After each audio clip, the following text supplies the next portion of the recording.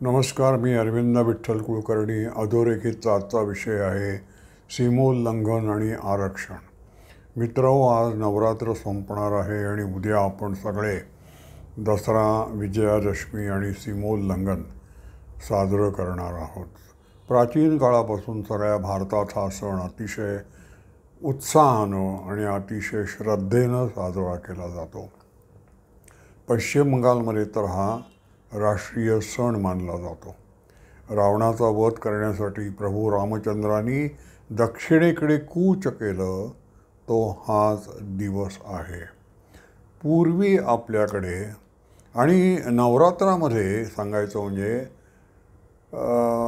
जगधात्री या रूपामध्ये आपण जगदंबेचं स्तवन, अर्चन, पूजन करतो आणि मग तिची विविध रूपं 9 दिवसात 9 रूपं, मग ती संपत्तीदायिनी लक्ष्मी असेल, विद्यादायिनी सरस्वती असेल, स्त्रीच्या रूपात आपण शक्ती देवतेला समोर ठेवून तिची अर्चना करतो.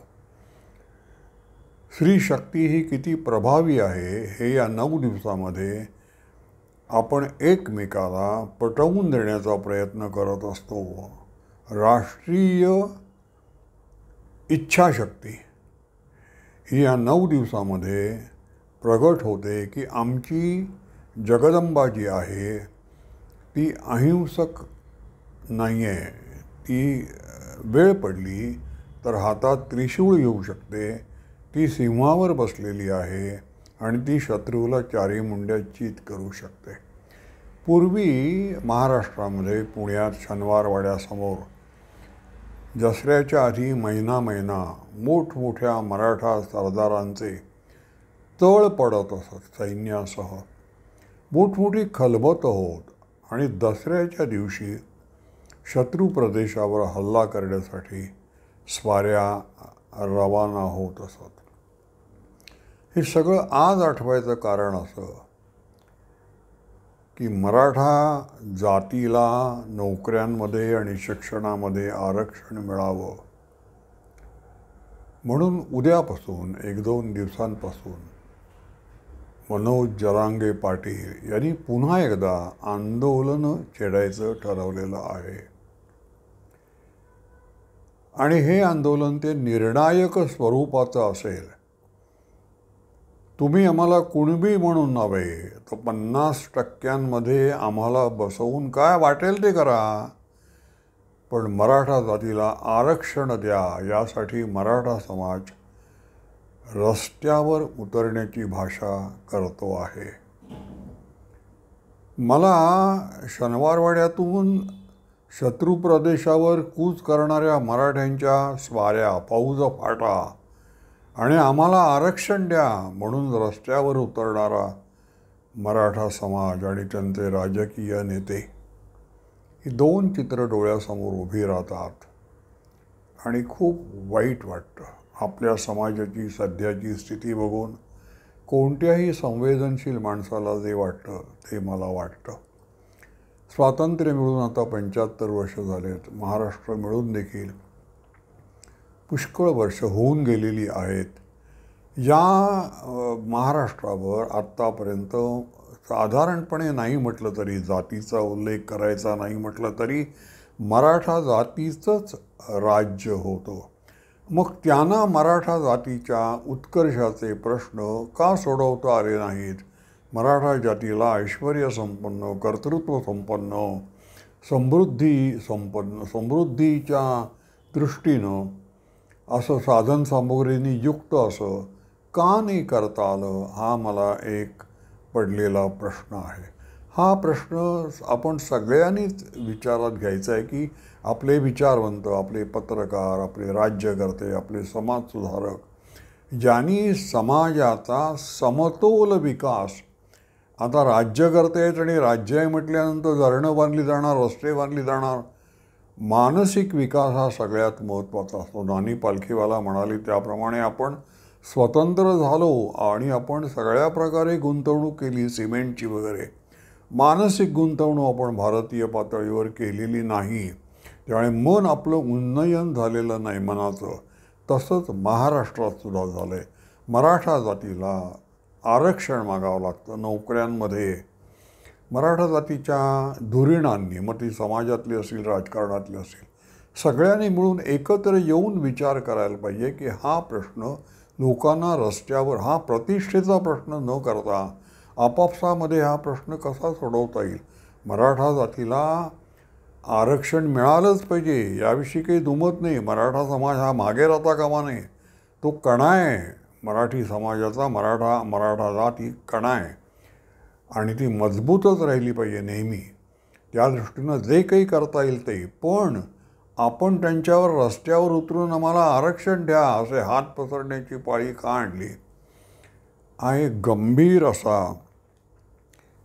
विचार आहे आणि तो आपण सगळ्यांनी करायला पाहिजे. इतर समाजाचं काय आहे? मराठा समाजाची स्वातंत्र्य मिळाल्यानंतर जे वेगवेगळे समाजसुधारक झाले आपल्याकडे, सत्यशोधक समाजाची चळवळ आहे, यांनी समाज बांधणी करताना काय केलं तर तेव्हापासून तर ते द्वेषपूर्ण वातावरण आहे. एका जातीचं दुसऱ्या जातीविरुद्ध कोणीतरी अन्याय केला. सावरकर ते म्हणत होते की ही जातीव्यवस्था जी आहे ती कोणी एकाने दुसऱ्यावर लादलेली नाही, ही सगळ्यांनी मिळून आपण स्वीकारलेली एक समाज व्यवस्था आहे. तेव्हा सगळेजण आपण ती आपल्यावर लादली गेली, याला आपण सगळेजण जबाबदार आहोत आणि याच्यातून बाहेर पडण्यासाठी सगळ्यांनी प्रयत्न करायला पाहिजे, एकमेकावर दोषारोप न करता.